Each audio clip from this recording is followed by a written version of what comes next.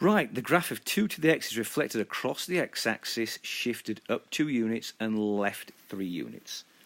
Okay, so x-axis, let's have a look. So, an equation for the new transform function. So, we have 2 exponent of x. What else are we going to do to it? If we reflect it across the x-axis, remember, minus in front.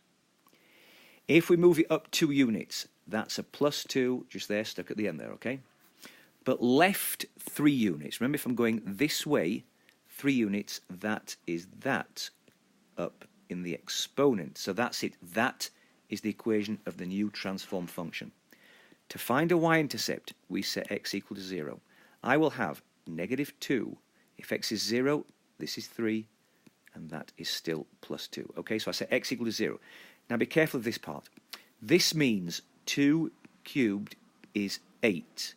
But with a minus in front, okay? It's not negative 2 cubed, although that just happens to be negative 8. Watch it if you've got an even exponent, okay? So let's go back to here. So negative 8, again, plus 2. So my y-intercept is going to be negative 6. So 0, negative 6, okay? Because negative 8 plus 2 is negative 6. Okay, so that's my y-intercept. I'm going to put that on the graph, right there, okay? Now, the domain of the new function, well, this is an exponential, your standard exponential. No transformations, always goes through 0, 1, okay? Can you see? The domain is just always all real numbers, no matter where I move it. So negative infinity to positive infinity. Now, the range is going to change. Right now, the range of this is 0 to infinity, okay? But, of course, we've transformed it. So let's take a look at the range of the new function. Well, you know what? I think I'm going to graph this, and then you can see it visually. So, because we have to graph it, this is what we're going to do. Now, because, again, we always have 0, 1 as our y-intercept if it's not been transformed. If I flip this, reflect it over the x-axis, like I've been told, this is going to go to here. Okay, looks like that. Okay, so this is going to be 0, negative 1, this point here. Okay. Now, if I then move it up to, like the description, up to, so here we go. Remember, if I've flipped it upside down, it's going to look something like this, okay? Because this is the original, okay? Now, if I then move it up to, I'm going to go 1, 2 to here. If I move it left 3, I'm going to go 1, 2. I'm going to put a little cross there. I'm going to try and erase everything else around this, okay? So, can you see? Those are 2 points I can kind of see that I'm going to have on my graph. Now, because I've moved it up 2, I'm going to have the horizontal asymptote at y equals 2. Remember, usually, the horizontal asymptote is y equals 0, okay? But I moved it up 2. So now, if I draw this as best I can, try and do a decent exponential. Remember, exponentials look like this. This is what logs look like. Don't confuse it with a log. Okay, that's the log one, although I have transformed. Okay, so now, can you see what the range is? The range is negative infinity to positive 2. Okay, and that's because I moved it up 2. Okay, so that is that question 6 all done. Right, let's take a look at these last 2 questions. Now, these are just ones that are right at the end. You haven't been tested on these. They're from chapters 11 and 12. Okay, so here's some material for the final. It's not been tested on, but it's just an extra 2 questions that have been put on the final from the nonlinear systems from chapter 11 and circles, conic sections from chapter 12. So, let's take a look at this. Right, we're going to use substitution. If I write this, it doesn't matter which one I use. I'm going to write y equals 4 minus 4x squared, okay? I mean, I could have written y equals from this one as well. It's your choice. But whatever you do, you're going to substitute it into the other equation. So, I am going to put this right there. I have 8x minus y, but remember, y is 4 minus 4x squared. And that still equals 8, okay? So remember, I have put that right there.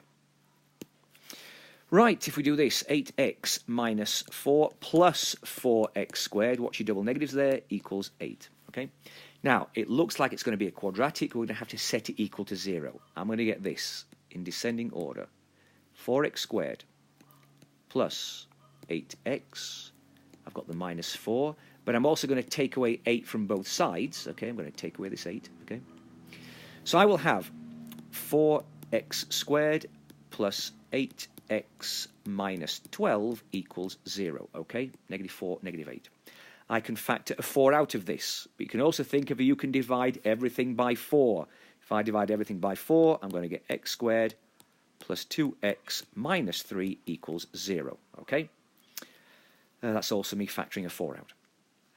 Now then, how about this factors? Okay, so x plus 3, x minus 1 equals 0. Okay? Two numbers. Negative 3 when you multiply, positive 2 when you add. So x equals negative 3. And x equals positive 1. Okay, so I've got my x solutions. Let me just erase all of this. Okay, I've got my x solutions. I've also got to now find the y. So I'm just going to plug it back into here because that's what y equals. So when x equals negative 3, y equals 4. Take away 4. What's negative 3 squared? Remember, x is negative 3. That's 9. That's 4 take away 36, which equals negative 32. Okay? In other words, negative 3, negative 32 is one ordered pair. Okay, that's one solution. Right, I'm also going to plug this positive 1 into it. So y equals 4 minus 4 times what's 1 squared? That's 1. Okay, so 4 take away 4 is going to be 0. So the other solution is x. Sorry, let's just put that correctly. Other solution is 1, 0. Because I found out that y is 0 when x is 1. And that's it. Those are the two solutions. Okay, we may as well just polish this off with this circle question. Now, this involves completing the square. Okay, it involves completing the square. So, I'm going to write this as this. X squared. In fact, 1 minute, I'm going to give myself some more space down below. So, we're going to get x squared. We have a negative 4x, okay? So I'm just putting these two together because they're x's. I'm going to leave a space. I've got y squared.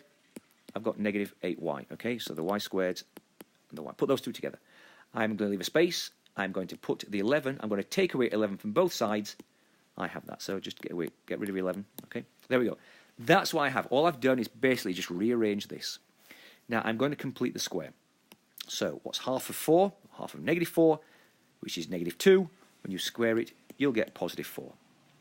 What's half of negative 8? That's negative 4. When you square it, you'll get 16. Now, because I've added a 4 and added a 16 to complete the square, I'm going to have to add a 4 and add a 16 on this side as well. Okay? So straight away, what's that? That is going to give me 9. Okay? That'll give me 9.